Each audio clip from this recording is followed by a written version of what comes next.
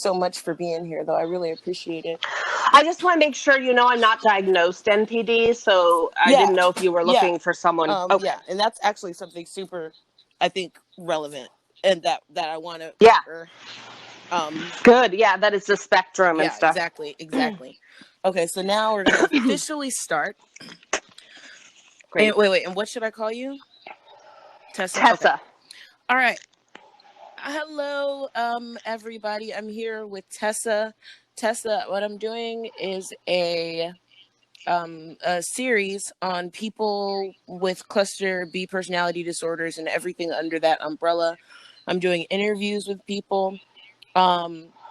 It started out as like a cathartic way for me to deal with some of the things that I'm going through and learning about other people and how their symptoms present and who they are. And now it's kind of turned into something where I kind of want people to see what I see as far as like the humanization of these people that are labeled and sort of like looked at in society a certain way due to this diagnosis.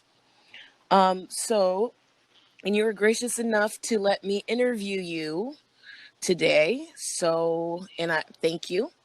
So let's get Thank you. started. Yeah, thank you for having me.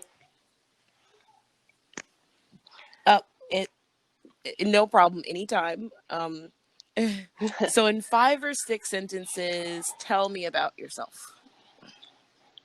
Okay, well, I first started learning about cluster B personality disorders about 5 years ago when I was diagnosed with complex PTSD. And it tends to be the case that a lot of people with cluster B disorders, they do have some kind of early trauma in their life. And that is the case with me. My official diagnosis was PTSD or complex PTSD. But it was brought to my attention pretty early on in therapy that I have some traits of narcissistic personality disorder.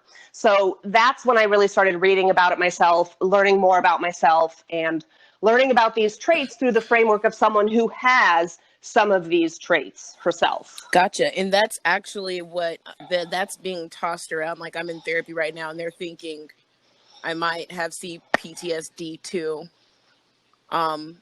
Still waiting for the final word on that, but yeah, I can relate to you on that. How old are you? I'm 37 and I just got into therapy, seriously into it at the age of 32. I spent all of my 20s still showing some traits of NPD, but just having no self-awareness whatsoever at all. And actually, I didn't even have any self-awareness of my own early childhood trauma because, as people with early childhood trauma may know, dissociation sometimes causes you not to remember all of the traumatic experiences you've been through because of that traumatic dissociation. So not only was I ignorant of my own cluster B traits, but even of the trauma that I'd been through as a child until my 30s, really. That's got to be rough. And coming to terms with that very all rough. at once, man. Yeah. It definitely was. And you're doctor diagnosed and not self-diagnosed, right? Oh yeah, I'm diagnosed by a psychiatrist, a psychologist, and a therapist. But like I said, the diagnosis is PTSD, complex PTSD. So it wasn't until I was a couple years into therapy that it was mentioned, oh, you have some of these traits, by the way. Got it. Okay. And are you still currently in treatment? Oh, yeah. Yeah, I've been in it for 5 years, and it's been really helpful. I do something called somatic experiencing touch therapy, which is really body focused. And I found that to be really the most helpful thing for me because it kind of avoids the whole issue of, you might have heard of this client resistance or resistance to treatment. Which is something that people with NPD tend to especially have, just a resistance to saying anything's wrong with you, a resistance to change, a resistance to taking the therapist's advice. Every once in a while, you cut out for a split second. And I don't want anybody to miss anything you're saying because I think it's all super valuable. Is it like a signal issue or a mic issue? Yeah, it might be a mic issue. Let me see if I can fix that real fast. If I can find another mic. Sorry. No problem. Okay, hold on one second.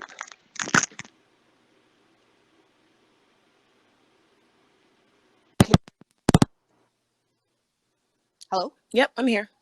Oh, okay. Can you hear me? Oh yeah, the sound quality is a lot better. So hopefully. Okay. Okay, good. Okay. So you were saying that somatic helps because it decreases. It helps kind of bypass resistance because I was someone who was very treatment resistant. Through most of my 20s, I was absolutely convinced everyone else was the problem. You know, I mean, I'm perfect. Everyone else in the world is just so crazy. I have so much trouble dealing with them because of them. But people with NPD traits, and again, since it's a spectrum, it doesn't have to be that a person is diagnosable for them to face this issue, but there's something known as client resistance, which is where you're resistant to treatment, then you're resistant to taking the therapist's advice, you're resistant to admitting you have any problems, and you're resistant to basically sticking with the treatment long enough to see effects. So this is something that I think would be really interesting because one of my main goals in doing this is every single time we talk about symptoms of things like this, it's always how they present. And normally how they present is you look like an asshole. So Yeah. I really want to shift the focus to how they are experienced, like to create that level of empathy and understanding of like, oh, so this is what's going on in this person's mind and body when this happens. Because I find like if someone pays attention to that, then the behavior makes sense. It doesn't excuse it, but they understand it.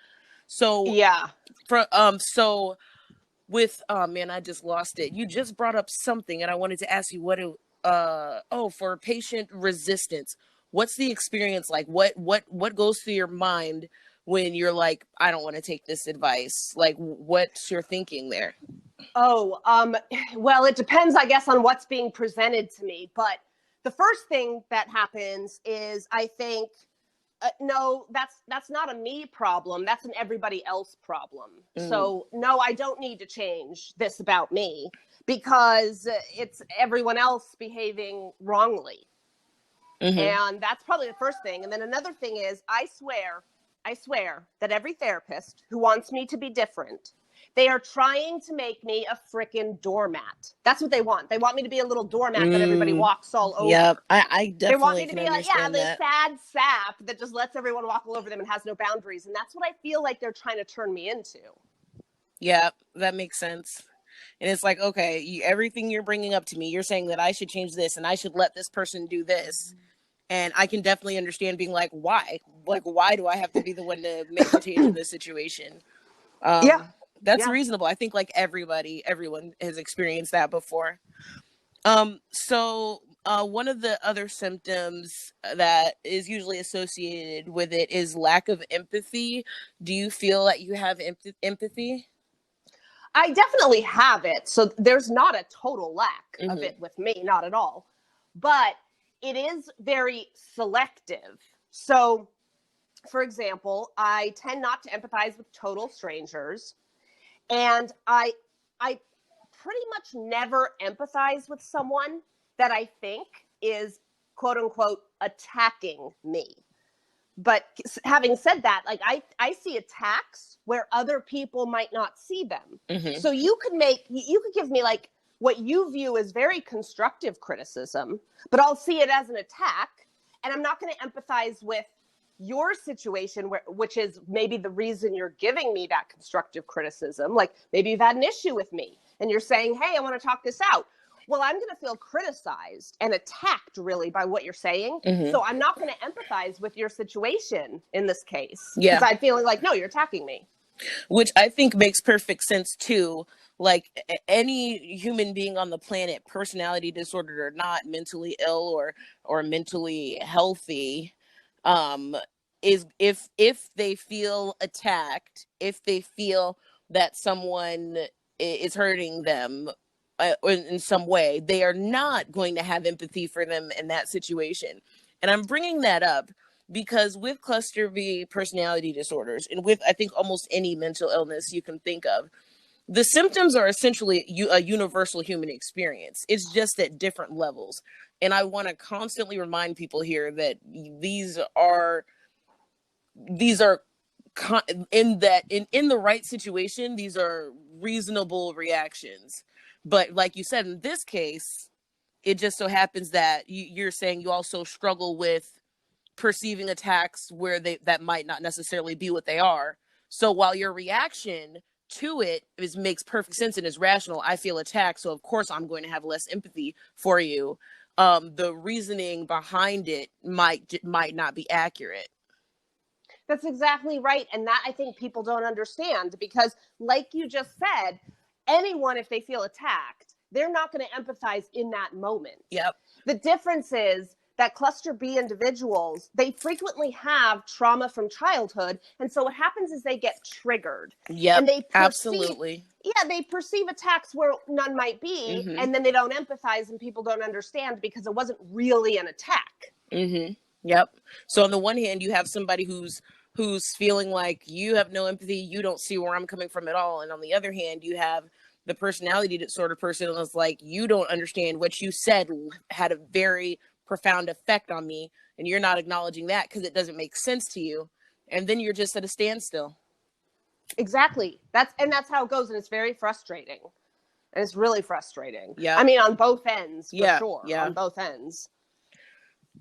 So let's see. Next question here. Do you see yourself as manipulative? Much less so now. Definitely less so now. But gotta love that treatment, man. It's amazing. Yeah. No, if people would stick with it, I mean, you've got to stick with it for a while. And I think a lot of people drop out real fast because it's so hard, and then they just give up. But yeah, it does help. But no, I've certainly been manipulative, still can be, but now being much more conscious. Well, the first thing that helped was just decreasing the triggers, getting treatment for the trauma itself, so I'm not triggered as much. So this just opens up space for me to feel calm enough to act like an adult. And with my now self-awareness, I can consider what I want and learn how to be more straightforward about it.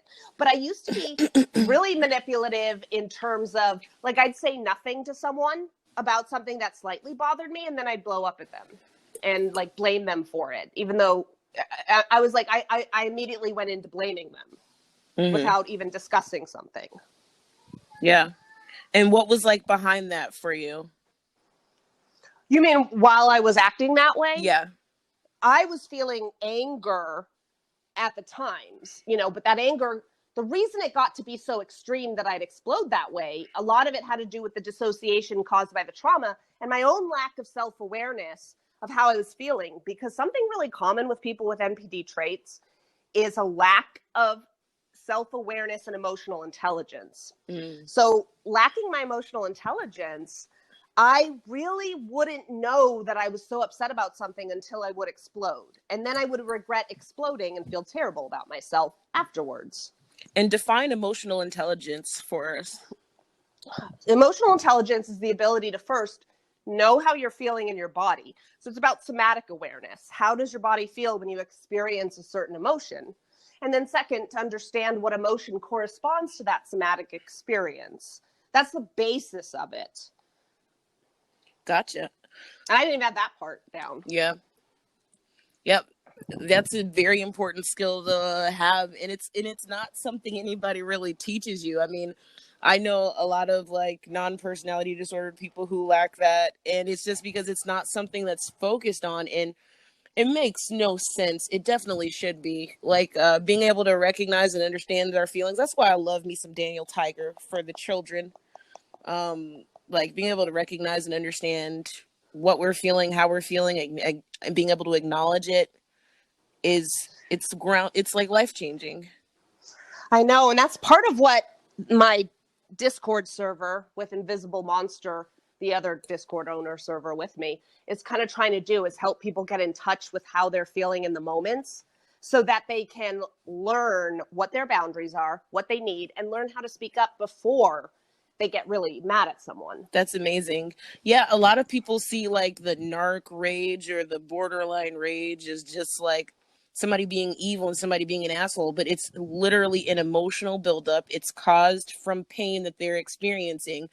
And it's so sad because they just don't know how to deal with that in a healthy way. I mean, honestly, and then like when you look at resources for help with NPD, there are none. There's a bunch of people saying like this can't be treated, Yeah.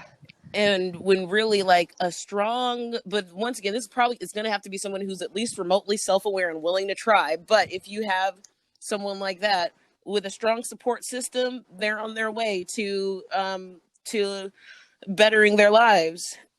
And that's the thing. I think it's so sad when people say they can't recover, no one can, that never happens. A true narcissist never wants to recover.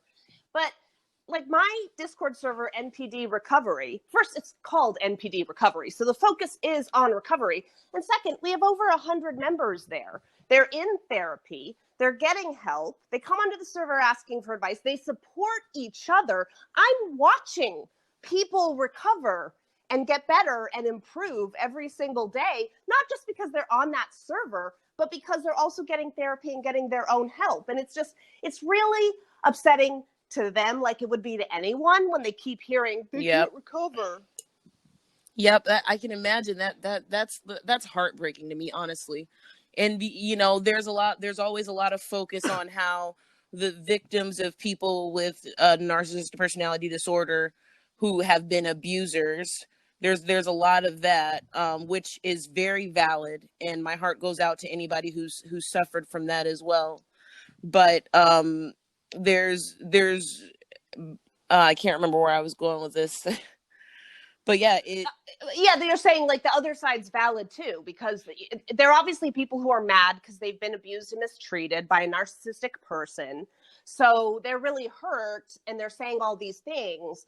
And I really think part of it is like motivational reasoning, where because the person they were in a relationship with never recovered from their narcissism, now they're saying that no one can, because if it were true that some people could, it would hurt them even more to recognize, oh, people actually can recover from this. Your ex just didn't. Yep. Yes. That I can totally see that. Yeah, and like my heart breaks because, you know, there are some of these sufferers who are trying so hard and who do have varying levels of empathy and who do feel guilt and shame when they realize they've hurt someone. And then they're in this vulnerable spot, which is very hard for someone with narcissistic personality disorder already, to be in this vulnerable spot. And then they just see a bunch of crap online about how they're shit.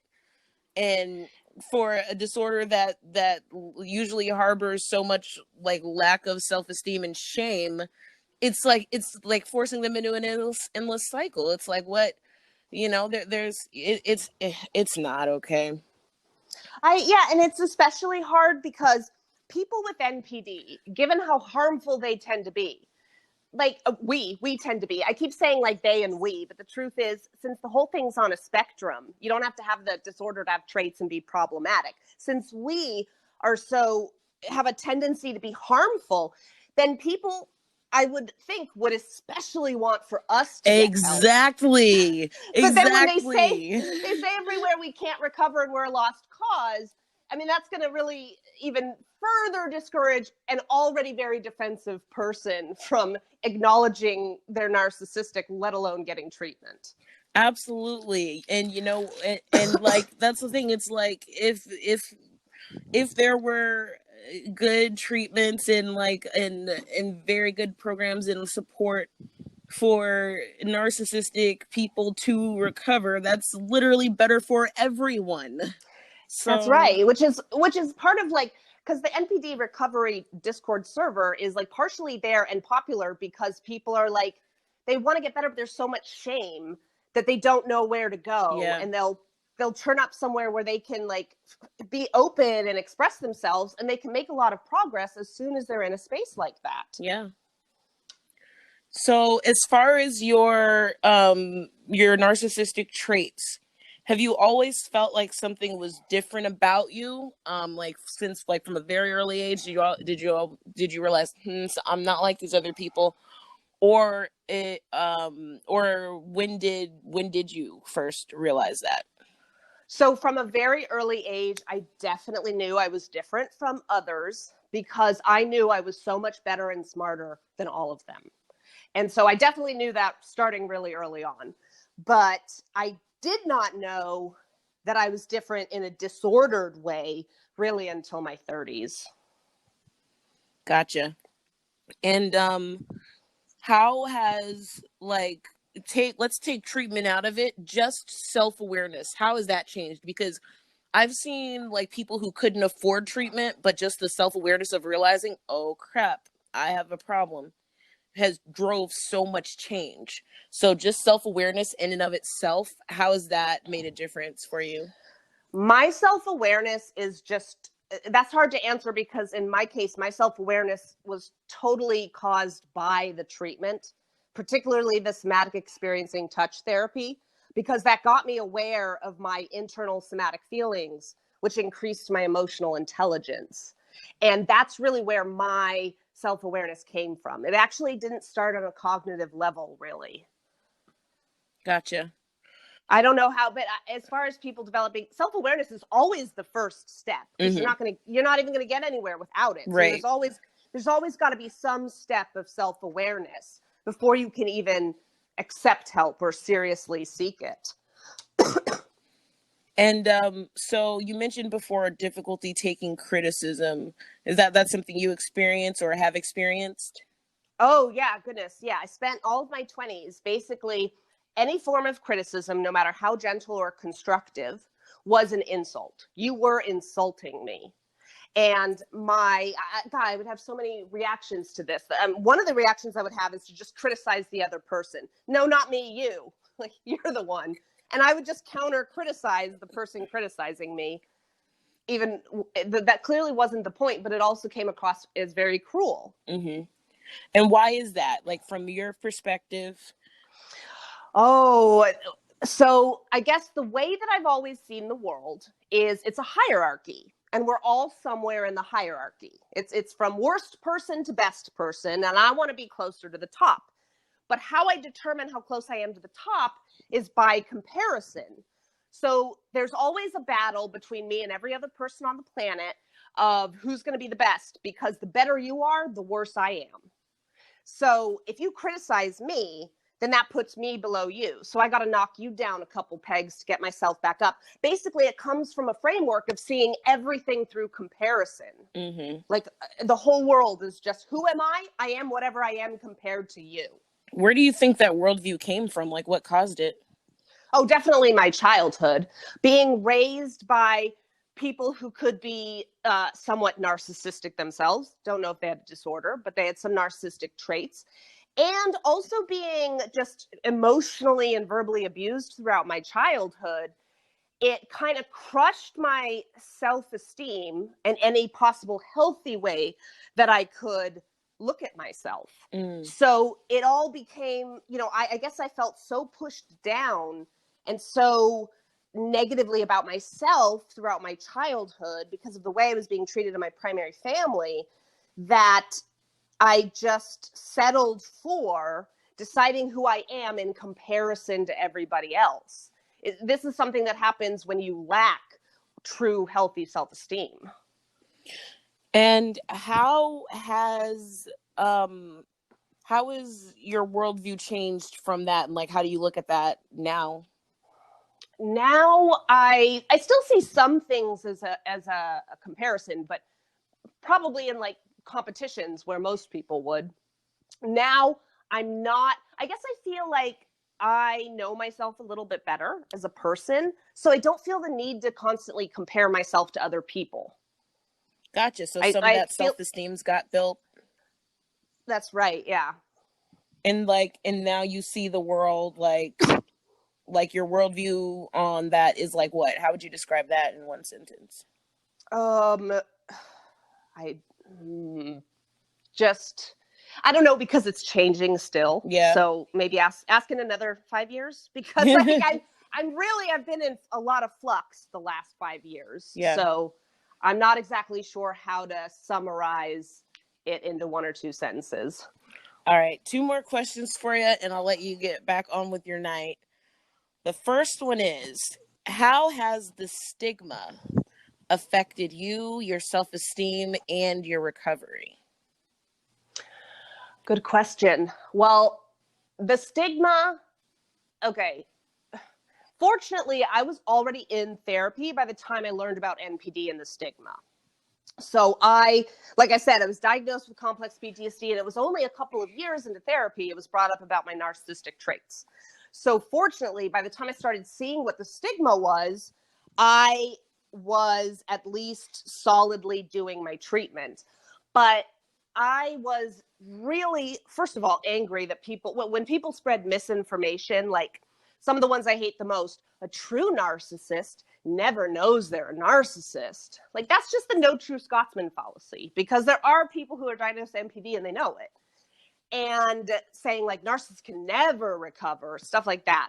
But it's probably the biggest reason that me and Invisible Monster, the other Discord server owner, created the NPD recovery Discord server, because I was definitely upset for other people, many of whom are in my same similar situation. They have childhood trauma and they have NPD traits. Whether they're diagnosed or not, they're dealing with all of the stigma on top of all the other trauma and pain and suffering they have to deal with. So that was kind of why I and Invisible Monster created that server in the first place, because there is a need for more online resources that are positive and conducive towards recovery for people who are highly narcissistic.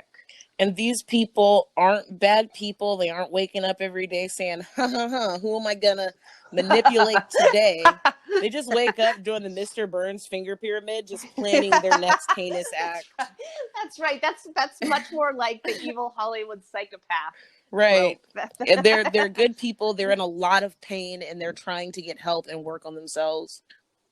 That's right. That's exactly right. So we tried to give them a space where they could do that. And that's why we have like resources like peer-led support groups. We have, videos for people to watch and books for people to read and chats and all this stuff, just to give people some kind of space out there. And last question, if they're so what's one thing you want people to know about their perception wise, like about what it's really like to have narcissistic traits or to have NPD, what it's like from the inside that you feel like they don't see?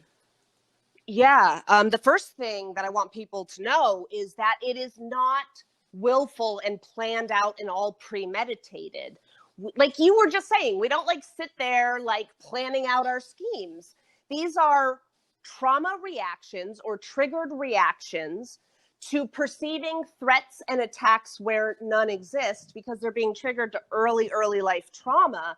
And people can relate much more if they can understand that, like you were saying at the beginning of the podcast, you said these are traits and experiences that humans have. It's just on different levels. And another thing I want people to know is that people with NPD are badly emotionally dysregulated. And this means they don't experience fear or anger the way that a healthy person does. They feel very extreme levels of these feelings internally. Mm-hmm. And that causes them to often behave. I don't want to say causes them, because that makes it sound like they don't have any choices, but it makes it very difficult for them to have the space they need to react in a more functional manner. Yeah. All right, Tessa. Well, thanks. I gotta say, this is the best and my favorite interview out of all the ones I've done so far. Woo-hoo! Like, your insight is so fantastic, and I might want to have you come on again. I'm high on the hierarchy. I'm high on the hierarchy. But yeah, I definitely want to work with you again. Real quick, plug your Discord group. Thank you. So I'm Tessa, and my co-owner is called the Invisible Monster, and we co-own a Discord server. It's on Discord, called NPD Recovery, and it's for people exclusively who are either diagnosed with NPD or who are like me, where they don't have a diagnosis, but they have some high NPD traits. And we have resources, we have books, videos, we have weekly chat support groups with all these materials that go along with it, as well as voice channels and chat channels. And so any of your listeners who it applies to, I'd love to see them stop by. All right. Well, I only have 10 so far, but I mean, hopefully it'll But help hey, someone. but you're new too, right? So that's great. I think we started with like 3 people. Nice. All right. I'm going to end the recording and I'll shoot you a message right after. Thank you so much. Thanks. Bye. Hey guys, thanks for listening. I hope you are enjoying the interviews in this series. I just want to say that if this does get any traction, if more people starts listening to it, essentially if it starts to become profitable in any way, I'm going to be donating that to mental illness organizations. I'm going to look for one that specializes in helping people with personality disorders, and that's what I'm going to do with that. I'm also going to leave this note at the end of every episode so that everybody knows. Thanks for listening and enjoy the next one.